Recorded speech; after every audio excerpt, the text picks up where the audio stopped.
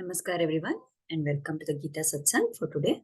So let us start with the Prarthana. By the Guru's grace and the will of Shri Krishna, we have all assembled for this Geeta Satsang. May we have their guidance to be able to learn and adopt the things which will help us to grow spiritually. Let us chant the Shlokas. Vasudeva Sutam Devam Kamsa Chanuramardanam Devaki Paramanandam Krishnam Vande Jagadgurum Krishnaya Vasudevaya Haraye Paramatmane Pranatakleshanashaya Govindaya Namo Namaha Namostute Vyasa Vishala Buddhe Pullara Vindaya Tapatra Netra Yena Tvaya Bharata Taila Purnaha Prajvalito Jnanamaya Pradipaha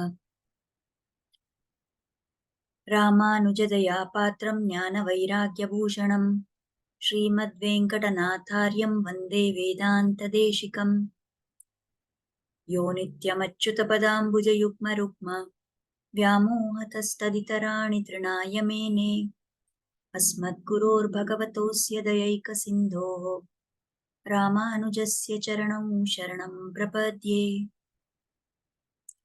So with prayers at the lotus feet of the Acharyas, let us take up our shloka for today.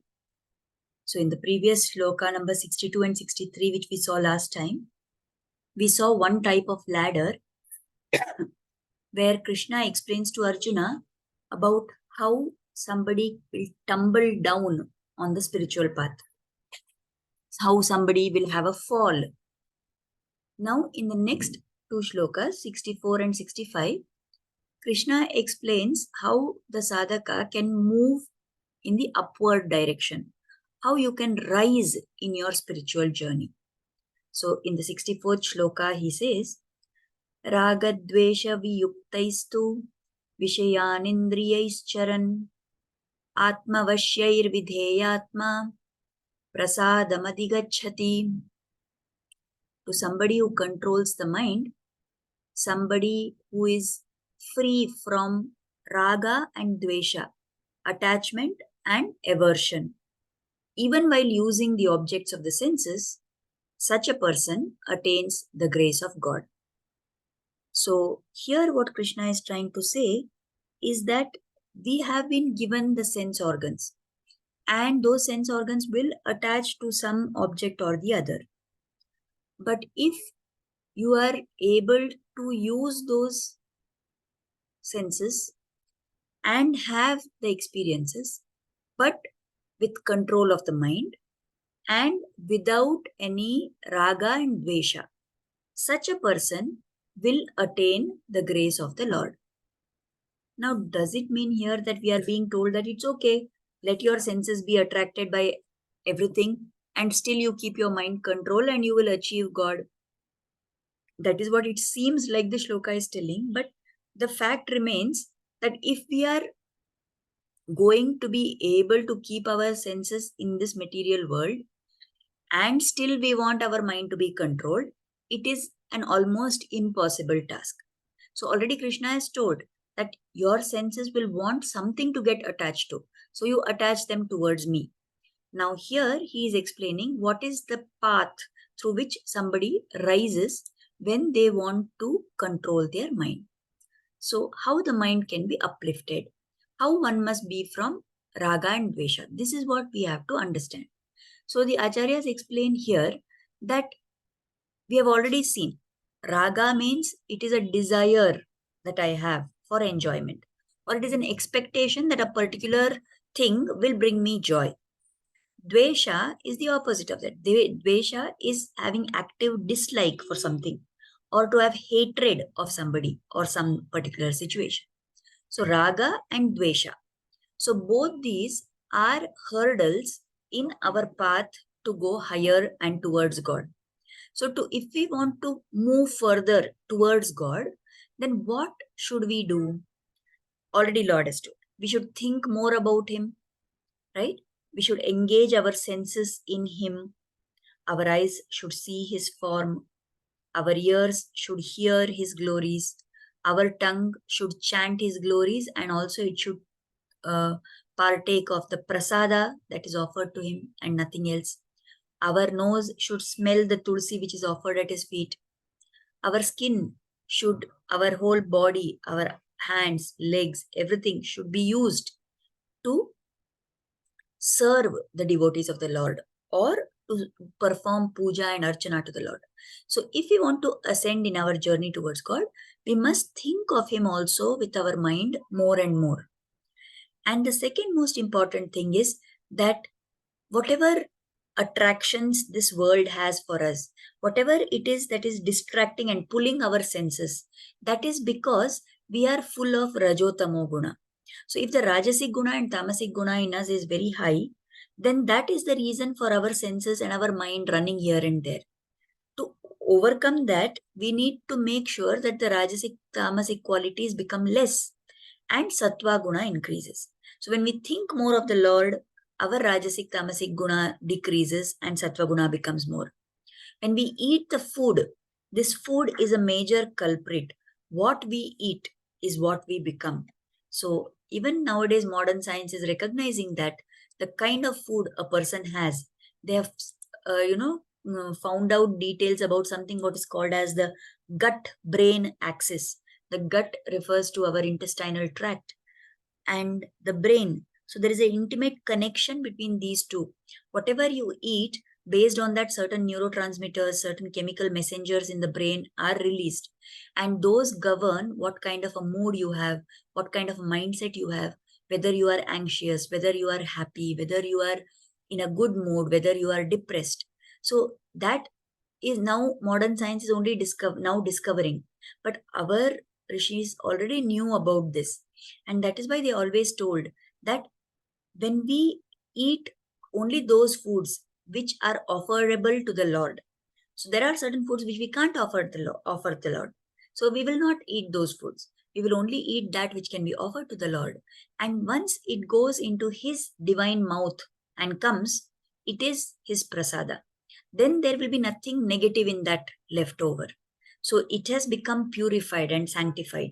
So when we eat the food which is offered to the Lord as prasada, naturally our rajasic and tamasic gunas become less and our sattva guna starts increasing. Now, as our sattva guna increases, raga and dvesha are both lost. Now, when the raga and dvesha decrease, remember we said raga is desires and expectation that good should happen. Dvesha is dislike or hatred. So, whenever we are increasing our sattvic guna and rajasic tamasic gunas are becoming less, then naturally raga and dvesha are going to decrease. And as these decrease, our likes and dislikes reduce, the indriyas, the senses, come under our control. Now, once the sense organs are under the control of the mind, they will no longer bother us. They are not going to pose any danger to us. And if these senses are not running here and there, automatically the mind also slowly comes under our control. And this kind of a pure mind, this kind of a calm and serene mind is what is referred to in the shloka as prasadam. So in the shloka, it says prasadam adhigacchati. So somebody gets prasada. What is this prasada? They attain this kind of a serenity of the mind because the mind has come under control. So right now, what has happened to us? What is our situation? We don't have control over our senses. Now, because we have no sense control, senses are running here and there. Then the mind also is attaching to all those things to which the senses are running. And filled with all these kind of worldly experiences and desires, our mind has become filthy. It has become dirty. It has become tainted. So because the mind is not clean, we are not able to understand our Atma Swarupa. So we don't have Atma Darshanam. But if we overcome the raga and dvesha, then the senses come under our control. Once the senses are under control, the mind also comes under control. And with that clear mind, with that clean mind, there is clarity. And in that clearness, in that clarity, we are able to have Atma Darshanam. Now we move on to the next shloka, which is the 65th shloka. So here Krishna is continuing to explain. Prasade sarva dukkhanam hanirasyopajayate prasanna chetaso hyashu buddhi paryavatishtate. So with divine grace, by the grace of the Lord, comes peace in which all sorrows end. And the intellect of such a person who is having a tranquil mind soon becomes firmly established in God. So, what we understand from this shloka is that if the mind becomes tranquil, if the mind becomes calm, then only the buddhi is at the next level. So first we have the indriyas, then we have the manas, then we have the buddhi. So if the indriyas are in control and the mind is having clarity and cleanliness, then the next thing to come into our control is the buddhi. And this buddhi will then stay firmly established only in the Lord. It will not seek this and that and run here and there. And once this buddhi is established in the Lord, then all sorrows, all miseries, everything is removed. And when all these miseries are removed, we are able to experience what is called as ananda or bliss. So, how is this ananda different from the ordinary sukha and joy what we have? This ananda is a joy which is permanent and it is of the highest quality. It is the most superior kind of joy which is never going to end, which is always with us, irrespective of the circumstances in which we find ourselves. Right now, what we are experiencing, we may have moments of joy, but then we also have moments of sorrow. So we have sukha, we have dukkha, we are up on the hill sometimes, we are down in the pit sometimes. So this constant movement is there. And because of that, we are not having any firmly established buddhi. But if we are able to calm the mind, then the buddhi will become established in the Lord. And at that stage, all the sorrows will be removed.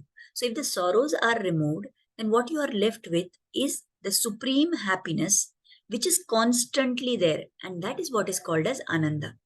So once somebody has attained this state and is able to experience Ananda, then he has got that which is permanent. So always he is going to be in that blissful state. After that, will he come anymore running after the pleasures of this world? Definitely not. So he has found the source of all Ananda, and that is the Lord. He has realized that this Lord is within himself. He has understood his Atma Swarupa, and he has understood that within this Atma there is Paramatma, and he is getting bliss by being in constant communion with this Paramatma. At that point of time, he will definitely not have any misery, and then his sorrows are all eliminated. So, to understand this thing, we can learn something from the story of how Srimad Bhagavatam was composed. Now, we know that Vedavyasa, the great Rishi, he who is also considered an Amshavatara of the Lord, Srimad Narayana, he is the one who composed the Srimad Bhagavatam. But this Bhagavatam was written much later. So first he wrote the Mahabharata. Now we know Mahabharata is such a great epic. It is one of the Itihasas. It has everything in it. It is told that if there is something which is not in the Mahabharata, it will not be found anywhere in the world. So every single thing is there in the Mahabharata. So Vyasa wrote the Mahabharata. And yet after all that, he was sitting quietly in his ashram and he felt some kind of sadness in his mind. Can we imagine the level of sage Vyasa? He's such a great rishi, he's such a great person. He is the Amshavatara of the Lord himself. And still, this rishi is feeling some kind of dissatisfaction. He's feeling that there is something not complete and he's not able to find that state of contentment. So he's wondering, why am I feeling like this? I have written the Mahabharata. I have taught people about Dharma in the Mahabharata through various angles, through various stories, through various events. What is the teaching that is given about what is Dharma, what is Adharma, and how we need to stick to Dharma? So he has done what you say, Dharma Dana. He has taught people about Dharma Shastra. Everybody cannot have access to the Vedas, to the Upanishads, and everybody does not have the adhikara also to be participating, to be saying or reciting or learning those things. So to make everything, accessible to everybody in the world, Vedavyasa composed the Mahabharata. In fact, they say that Bharata is the Panchama Veda. It is like the fifth Veda. And in that Mahabharata, through two very great portions of it, right? One is the Bhagavad Gita and the other is the Vishnu Sahasranama. So everything that is going to be useful for every sadhaka, for everybody in this universe, is told already in that Mahabharata. So after telling everything about dharma, still Vyasa is feeling that something is not complete. I am not completely satisfied. So as he is sitting contemplating on this, Narad Rishi manifests there. Now there are many places where people talk of Narad Rishi as if, he is somebody who only creates kalaha. He is somebody who creates confusion. But actually, if we look at all the situations where Narad Rishi has been there, he has come at the time when it is right for someone to get guided towards the Lord, or for some of the Lord's leelas to be performed. So now Narad Rishi comes to where Vyasa is, and Vyasa asks him that, what is this? I am feeling this kind of asamadhana. What is the reason for this? So Narada explains to him. He says that no doubt you have written the Mahabharata. No doubt you have given dharma jnana to people. You have taught about what is dharma and adharma. But you know what? In the Mahabharata, you have talked about this and that and so many patras, so many people, so many individuals, so many roles, so many relations. Everything is so interconnected. And everything that you have talked about is about this and that ordinary persons, human beings. You have not talked in detail about the Lord. You have mentioned about Krishna, but it has been only in passing. Like as in a movie, people play a guest role, like that Krishna is just one of the elements in your Mahabharata. He's just one of the patras there. You have not spoken of his life, of how he is God, and of his leelas. That is why you are having this. So you write something where you are going to describe the glories of the Lord. And in everything that you describe, it will be the glories of the Lord. And with this kind of a guidance from Narad Rishi, then Vedavyasa composed the Srimad Bhagavatam. So in the Srimad Bhagavatam, everything is right from the beginning to the end. It is a description of the different forms of the Lord, of the different avatars of the Lord, of the different, forms in which the Lord came and performed his leelas, and how his glories, how glorious he is. In so many places we see everybody is doing stuti of the Lord. So entirely the whole, the vibration of the Srimad Bhagavatam, the focus of Srimad Bhagavatam is on singing the glories of the Lord. And that is why composing Srimad Bhagavatam gave to Vedavyasa the ananda, the peace that he was seeking. So if somebody like Vedavyasa does not find peace except in singing the Lord's glories, then what about ordinary mortals like us? Isn't it?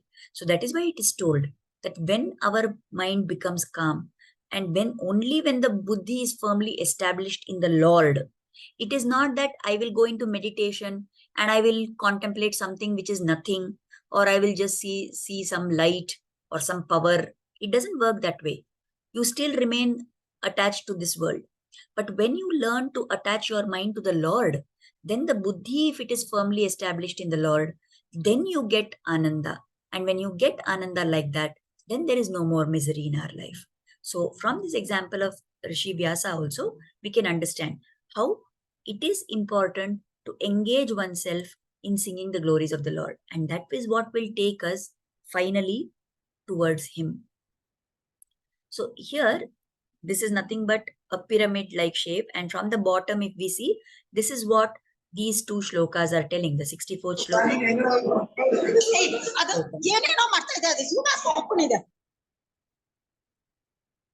Sorry about that. So this pyramid tells us about how we can progress. What we saw just a little while ago. That first, you meditate on the Lord at the lowest level. Once you start meditating on the Lord, the Rajotamo Guna decreases. As the Rajasic Tamasic qualities reduce, the Sattva Guna increases. As Sattva Guna increases and Rajasic Tamasic qualities have gone down, then we lose the Raga and Dvesha which are tormenting us. Without Raga and Dvesha, our mind comes under control. Once the mind is under control, then we have Atma Darshanam. And with that Atma Darshana, when your buddhi is firmly established at the lotus feet of the Lord, then all the miseries are eliminated. So this is the stepwise progress that we have to make. Now, last time you remember I talked about one of the Alvars who is called Tondaradi Pudi Alvar, Bhaktangri Renu, the one who considered himself to be a servant of all the devotees of the Lord. And he said, the dust of the holy feet of these devotees of the Lord is of greatest value to me, even greater than the Lord himself. So this Alvar has sung many many shlokas in praise of the Lord. And in one place he talks about how by looking at Lord Ranganatha of Sri Rangam, all his doubts got cleared. What were these doubts? What are the things that he realized? So he says, by looking at the feet of the Lord, when I looked at the Lord's feet, I realized that he is the master and I am the servant.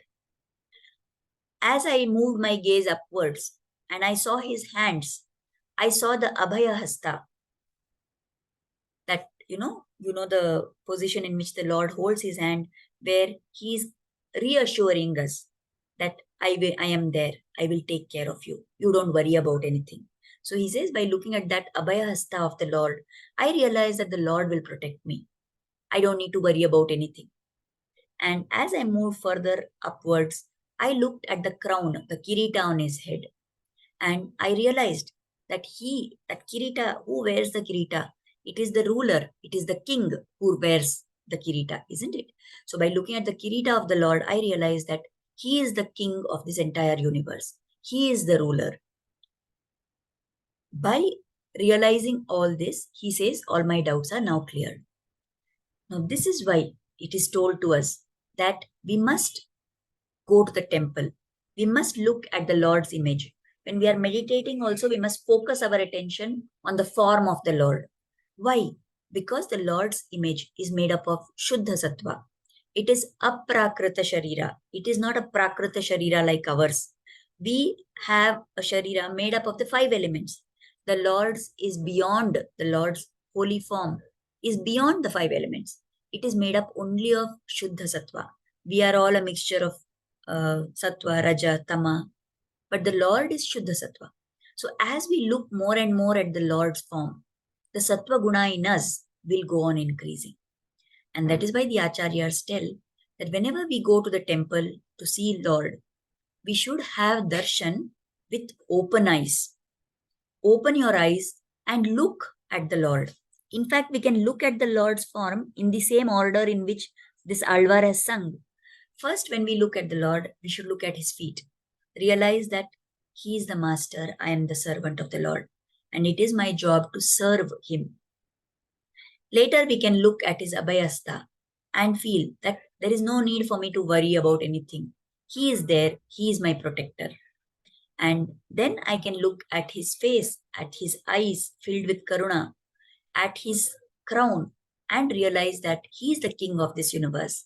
He is the one who controls everything. And definitely, he will take care of me. So that is why it is told that don't go to the temple and close your eyes.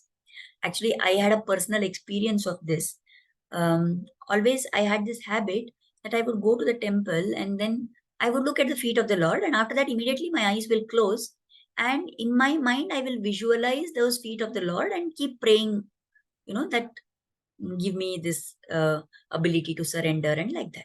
So when about 2.5 years back, when I went with my husband and we went to take the special Diksha in our Matha, at that time also, like by the Lord's grace is so great, I was standing, like it was a huge crowd, and all these people who were taking the Diksha were jostling and everybody was trying to get a good position, but by the Lord's grace, I was standing exactly opposite to the Vigraha of